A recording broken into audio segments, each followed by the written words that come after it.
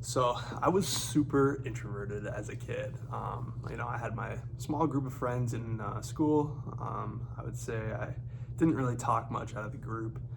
Kind of stayed quiet, didn't really want to get in any trouble or anything like that, and kind of just kept to myself for the most part, and didn't really socialize with anyone who I was uncomfortable with. And one day, I went to summer camp. My mom shipped me off, and it felt like one of the worst days of my life. I didn't want to leave. I was super nervous. It was 2 weeks long, so longest time I've ever been away from my family. And I remember getting to the docks where you get on the boats, get sent off the summer camp. It felt like one of those scenes in a movie where you're getting sent off to the military to go serve on the front lines. Like, it was like this eerie feeling. I'm sure that you've kind of felt that before, where kind of the air feels a little bit heavier, feels a little colder, even though it was in the summer, and everything feels quiet. It was one of those eerie days. But we got sent off, and you're forced to really meet new people and talk and kind of figure everything out again. You're not in your comfort zone. And I was probably with like 10 other kids at least, and a counselor, and we spent 2 weeks.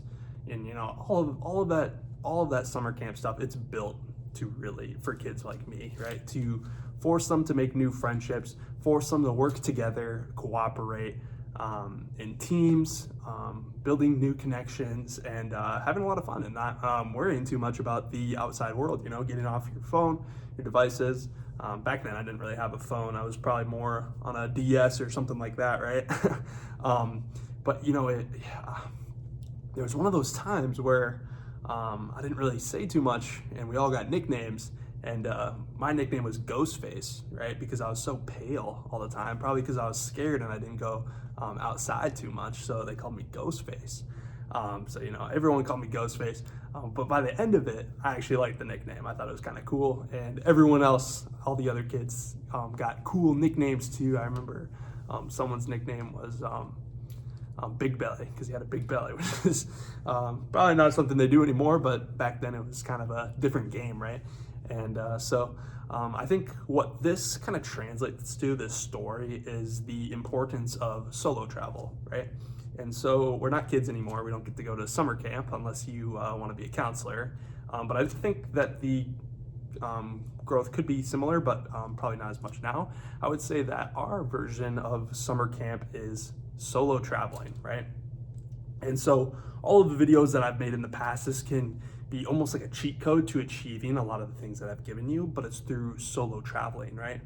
And so what you want to do is you want to pick a place that you can spend a week or 2 weeks at, and getting a place. There's a bunch of different cheap places that you can go to that you'll probably spend less money there than you would in the US or Canada or wherever you guys are from, just because of the currency and exchange rates, right? And so what you want to do is you want to plan a solo travel.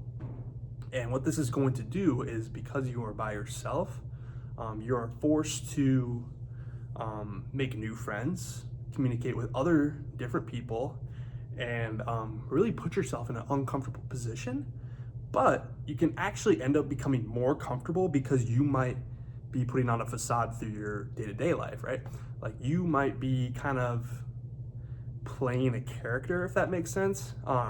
You would kind of understand this as if you act different with one friend group with the other, or around your family, right? You can have kind of those little bit of different personalities just based on like kind of your role in your friend group or your social group or any dynamic that you have throughout your life. But the cool part is, on these solo traveling adventures, is that you get to just be who you want to be, right? You have no sort of social pressure on who to be by anyone outside the group.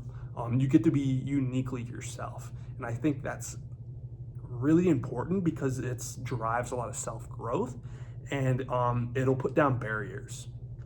And the great thing is too, is that if you like your person when you're solo traveling, when you come back, you can actually act more like the person that you truly want to be, right? And then people will come back and be like, oh, you seem to change a little bit. And I was like, yeah, like I traveled and I learned this about and you know, you don't have to be like, it doesn't have to be like this fake thing, right?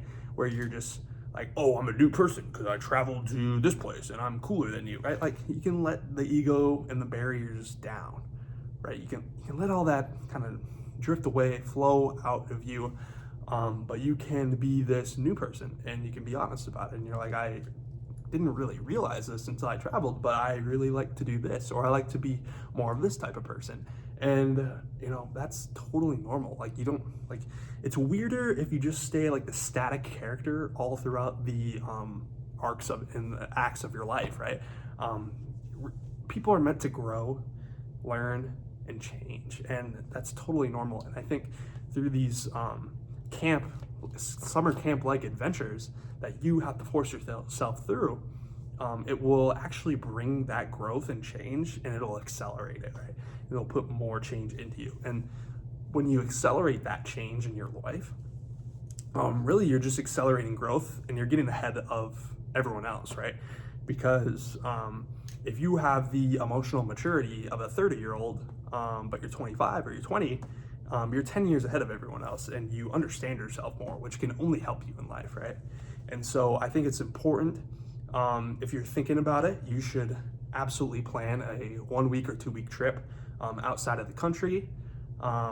It can be inside the country, but I would prefer it to be outside the country, just because those unique cultures, those culture changes are also going to limit and accelerate growth, respectively. So I would plan that right now. Like, it's cool to say, oh yeah, we should do a trip.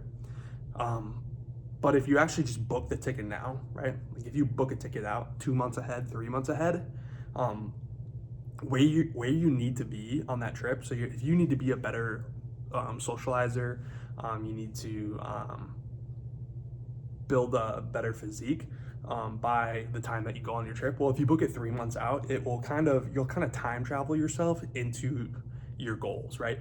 You will become that person by the time that you leave for the trip. So it's better to just set that due date now, book the ticket now ahead of time, and then by the time that you get there, you're going to already be good to go. And so that's basically all I got. I encourage you to, and if you want to build a social group of high growth, high value individuals, you can check out the links in my description down below. And you can also follow me on Instagram too if you want to catch up with what I'm doing. But thank you guys for watching. Have a good one.